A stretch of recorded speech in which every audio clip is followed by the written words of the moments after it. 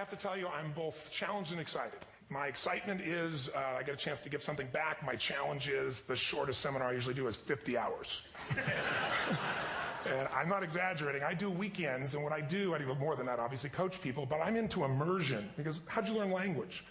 You didn't learn it by just learning principles. You got in it, and you did it so often that it became real. And the bottom line of why I'm here, besides being a crazy mofo, is that I'm really in a position, I'm not here to motivate you, obviously. You don't need that. And a lot of times, that's what people think I do, and it's the furthest thing from it. What happens, though, is people say to me, well, I don't need any motivation. And I say, well, that's interesting. That's not what I do.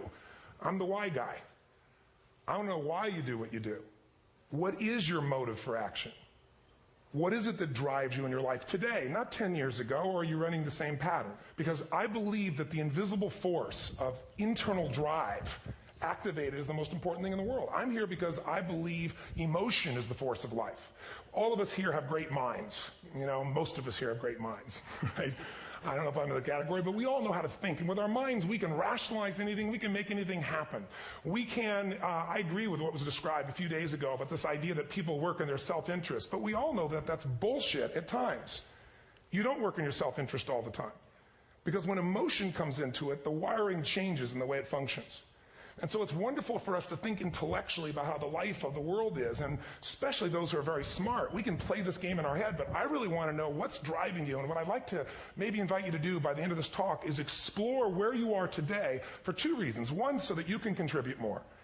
And two, so that hopefully we can not just understand other people more, but maybe appreciate them more and create the kinds of connections that can stop some of the challenges that we face in our society today. They're only going to get magnified by the very technology that's connecting us, because it's making us intersect. And that intersection doesn't always create the view of everybody now understands everybody and everybody appreciates everybody. So I've had an obsession basically for 30 years. And that obsession has been what makes the difference in the quality of people's lives? What makes a difference in their performance? Because that's what I got hired to do. I got to produce the result now. That's what I've done for 30 years. I get the phone call when the athlete is burning down on national television and they were ahead by 5 strokes and now they can't get back on the course. And I got to do something right now to get the result or nothing matters. I get the phone call when the child is going to commit suicide, and I got to do something right now. And in 29 years, I'm very grateful to tell you I've never lost one in 29 years. It doesn't mean I won't someday, but I haven't done it. And the reason is an understanding of these human needs that I want to talk to you about. So when I get those calls about performance, that's one thing. Like, how do you make a change? But also, I'm looking to see what is it that's shaping that person's ability to contribute, to do something beyond themselves. So maybe the real question is, you know, I look at life and say there's 2 master lessons. One is there's the science of achievement, which almost everyone in this room has mastered to an amazing extent. That's how do you take the invisible and make it visible, right? How do you take what you dream about and make it happen, whether it be your business, your contribution to society, money, whatever it is for you, your body, your family. But the other lesson of life that is rarely mastered is the art of fulfillment. Because science is easy, right? We know the rules. You write the code, you follow those, and you get the result. Once you know the game, you just, you up the ante, don't you? But when it comes to fulfillment, that's an art. And the reason is it's about appreciation and it's about contribution.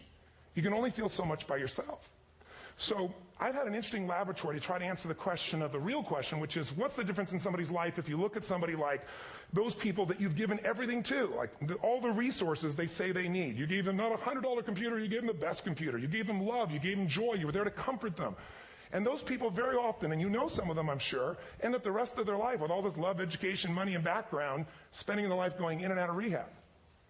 And then you meet people that have been through ultimate pain, psychologically, sexually, spiritually, emotionally abused, and not always, but often they become some of the people that contribute the most to society. So the question we got to ask ourselves really is, what is it?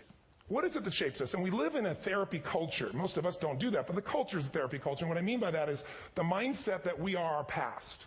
And everybody in this room, you wouldn't be in this room if you bought that theory, but most of society thinks biography is destiny. The past equals the future. And of course it does if you live there. But what people in this room know, and what we have to remind ourselves though, because you can know something intellectually. You can know what to do and then not use it, not apply it. So really what we got to remind ourselves is decision is the ultimate power. That's what it really is. Now, when you ask people, have you failed to achieve something? How many have ever failed to achieve something significant in your life? Say, I.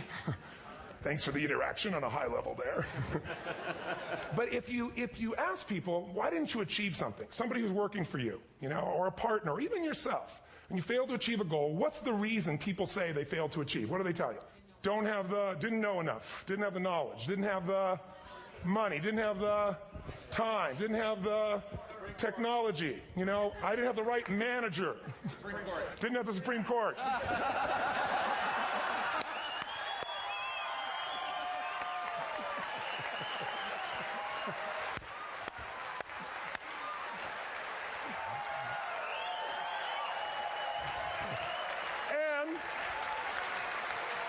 And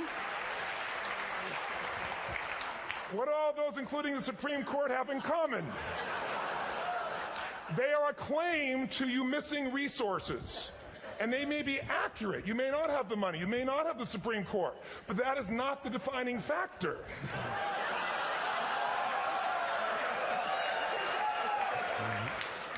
And you correct me if I'm wrong.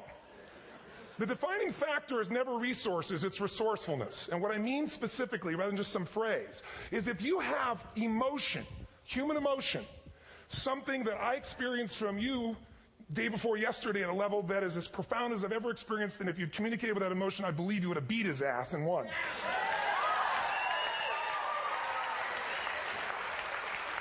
But how easy for me to tell him what he should do. Idiot, Robbins.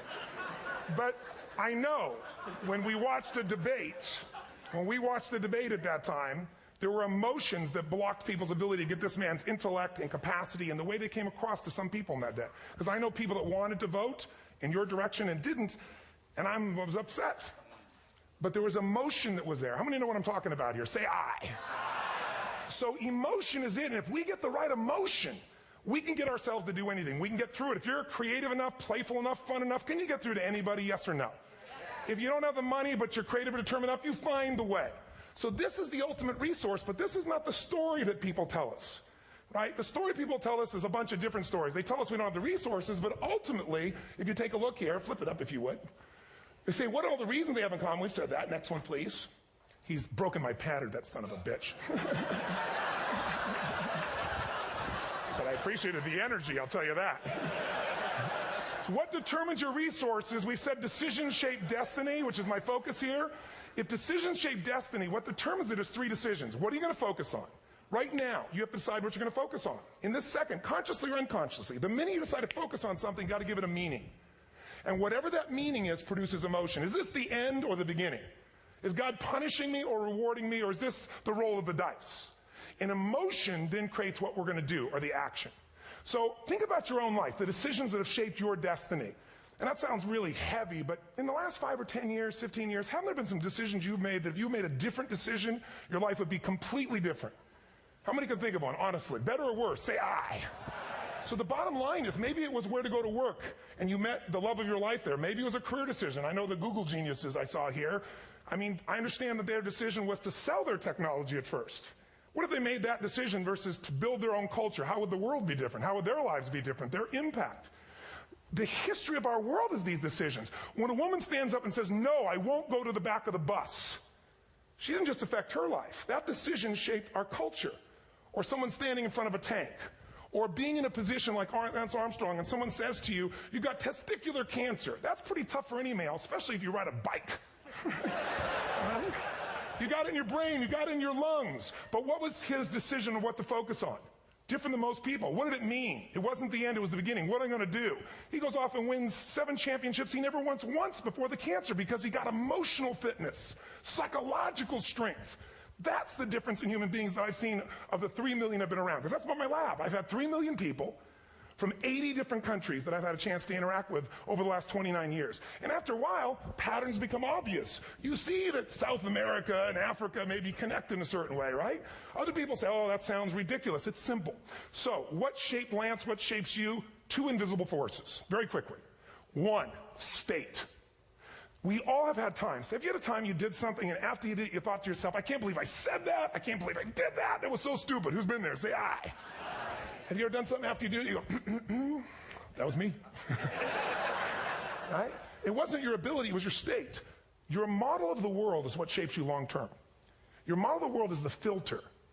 That's what's shaping us. That's what makes people make decisions. When we want to influence somebody, we got to know what already influences them. And it's made up of 3 parts, I believe. First, what's your target? What are you after? Which I believe it's not your desires. You can get your desires to goals. How many of you got a goal, desire, and thought, is this all there is? How many have been there? Say, aye. So it's needs we have. I believe there are 6 human needs. Second, once you know what the target that's driving you is, and you uncover it for the truth, you don't form it, you uncover it. Then you find out what's your map. What's the belief systems that are telling you how to get those needs? Some people think the way to get those needs is destroy the world. Some people is to build something, create something, love someone. And then there's the fuel you pick. So very quickly, 6 needs. Let me tell you what they are. First one, certainty. Now these are not goals or desires. These are universal. Everyone needs certainty that they can avoid pain, at least be comfortable. Now how do you get it? Control everybody, develop a skill, give up, smoke a cigarette. And if you got totally certain, ironically, even though we all need that, like you're not certain about your health or your children or money, you don't think about much more. You're not sure the ceiling's going to hold up. You're going to listen to any speaker. But while we go for certainty differently, if we get total certainty, we get what? What do you feel if you're certain? You know what's going to happen, when it's going to happen, how it's going to happen. What would you feel? Bored out of your mind. So God, in her infinite wisdom, gave us a second human need, which is uncertainty. We need variety. We need surprise. How many of you here love surprises? Say aye. Bullshit. You like the surprises you want. The ones you don't want, you call problems, but you need them. So variety is important. Have you ever rented a video or a film that you've already seen? Who's done this? Get a fucking life. Right? Why are you doing it? You're certain it's good because you read it before, saw it before, but you're hoping it's been long enough you've forgotten enough there's variety. Third human need, critical, significance.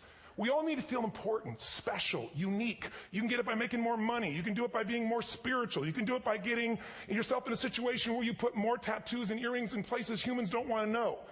Whatever it takes. The fastest way to do this, if you have no background, no culture, and no belief in resources or resourcefulness, is violence.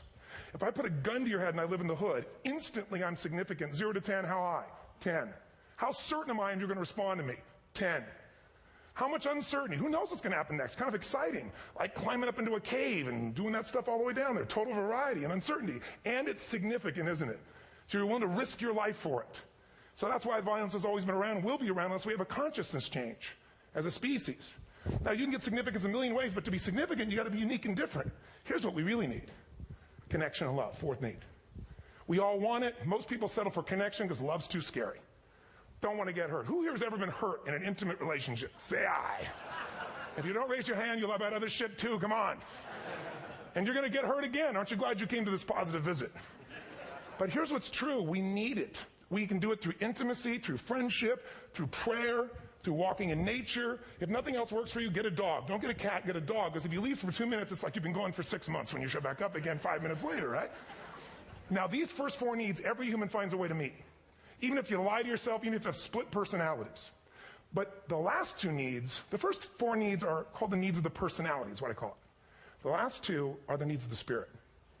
And this is where fulfillment comes. You won't get fulfillment from the first 4. You'll figure a way, smoke, drink, do whatever, meet the first 4. But the last 2, number 5, you must grow. We all know the answer here. If you don't grow, you what? If a relationship's not growing, if a business is not growing, if you're not growing, it doesn't matter how much money you have, how many friends you have, how many people love you, you feel like hell. And the reason we grow, I believe, is so we have something to give of value. Because the 6th need is to contribute beyond ourselves. Because we all know, corny as it sounds, the secret of living is giving. We all know life's not about me, it's about we. This culture knows that. This room knows that. And it's exciting. When you see Nicholas up here talking about his $100 computer, the most passionate, exciting thing is here's a genius, but he's got a calling now. You can feel the difference in him. And it's beautiful. And that calling can touch other people. In my own life, my life was touched because when I was 11 years old, Thanksgiving, no money, no food, and we're not going to starve, but my father was totally messed up. My mom was letting him know how bad he messed up. And somebody came to the door and delivered food. My father made 3 decisions. I know what they were briefly. His focus was, this is charity. What does it mean? I'm worthless. What do I got to do? Leave my family, which he did. The time, one of the most painful experiences of life. My 3 decisions gave me a different path. I said, focus on, there's food. What a concept. You know? Second, but this is what changed my life. This is what shaped me as a human being. Somebody's gift. I don't even know who it is. I thought, my father always said, no one gives a shit. And all of a sudden, somebody I don't know, they're not asking for it, this is giving our family food, looking out for us. It made me believe this. What does it mean? That strangers care. And what that made me decide is strangers care about me and my family. I care about them. What am I going to do? I'm going to do something to make a difference. So when I was 17, I went out one day on Thanksgiving. It was my target for years. Have enough money to feed 2 families. Most fun thing I ever did in my life, most moving. Then next year I did 4. And I didn't tell anybody what I was doing. Next year, 8. I wasn't doing it for brownie points. But after 8, I thought, shit, I could use some help. So sure enough, I went out, and what did I do? I got my friends involved, and I grew companies, and then I got 11 companies, and I built a foundation. Now, 18 years later, I'm proud to tell you, last year we fed 2 million people in 35 countries through our foundation, all during the holidays, Thanksgiving, Christmas, in all the different countries around the world. It's been fantastic. Thank you. So I don't tell you that to brag. I tell you because I'm proud of human beings because they get excited to contribute once they've had the chance to experience it, not talk about it. So finally, I'm about out of time, the target that shapes you, here's what's different about people. We have the same needs, but are you a certainty freak? Is that what you value most, or uncertainty? This man here couldn't be a certainty freak if he climbed through those caves. Are you driven by significance or love? We all need all 6, but whatever your lead system is tilts you in a different direction. And as you move in a direction, you have a destination or destiny. The second piece is the map. Think of that as the operating system tells you how to get there. And some people's map is, I'm going to save lives even if I die for other people. And they're a fireman. Somebody else says, I'm going to kill people to do it. They're trying to meet the same needs of significance, right? They want to honor God or honor their family, but they have a different map. And there are 7 different beliefs. I can't go through them because I'm done. The last piece is emotion. I say one of the parts of the map is like time. Some people's idea of a long time is 100 years. Somebody else says is 3 seconds, which is what I have. And the last one I've already mentioned that felt you. If you got a target and you got a map, and let's say, I can't use Google because I love Macs, and they haven't made it good for Macs yet. So if you use MapQuest, how many have made this fatal mistake of using MapQuest at some time? You use this thing and you don't get there. Well, imagine if your beliefs guarantee you can never get to where you want to go. The last thing is emotion. Now, here's what I'll tell you about emotion. There are 6,000 emotions that we all have words for in the English language, which is just a linguistic representation, right? It changes by language. But if your dominant emotions, if I have more time, I have 20,000 people or 1,000, and I have them write down all the emotions that they experience in an average week. And I give them as long as they need. And on one side, they write empowering emotions, the other is disempowering. Guess how many emotions people experience? Less than 12. And half of those make them feel like shit. So they got 5 or 6 good frickin' feelings, right? It's like they feel happy, happy, excited, oh shit, frustrated, overwhelmed, depressed. How many of you know somebody who no matter what happens finds a way to get pissed off? How many know somebody like this? Or no matter what happens, they find a way to be happy or excited. How many know somebody like this? Come on. When 9/11 happened, and I'll finish with this, I was in Hawaii. I was with 2,000 people from 45 countries. We were translating 4 languages simultaneously for a program that I was conducting for a week. The night before was called Emotional Mastery. I got up, had no plan for this, and I said, we had all this fireworks. I do crazy shit, fun stuff. And then at the end I stopped, and I had this plan I was going to say, but I never do what I'm going to say. And all of a sudden I said, when do people really start to live? When they face death. And then I went through this whole thing about if you were going to get off this island, if 9 days from now you were going to die, who would you call? What would you say? What would you do? One woman, well, that night is when 9/11 happened. One woman had come to the seminar, and when she came there, her previous boyfriend had been kidnapped and murdered.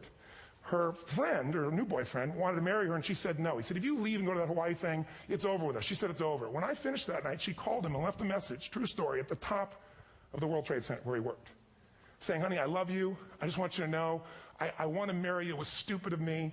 She was asleep, because it was 3 a.m. for us, when he called her back from the top and said, honey, I can't tell you what this means. He said, I don't know how to tell you this, but you give me the greatest gift because I'm going to die. And she played the recording for us in the room. She was on Larry King later. And he said, you're probably wondering how on earth this could happen to you twice. And he said, all I can say to you is, this must be God's message to you, honey. From now on, every day, give your all, love your all. Don't let anything ever stop you. She finishes, and a man stands up and he says, I'm from Pakistan. I'm a Muslim. I'd love to hold your hand and say I'm sorry, but frankly, this is retribution. I can't tell you the rest because I'm out of time.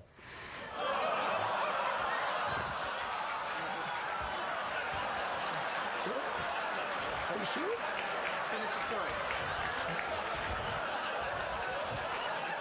10 seconds.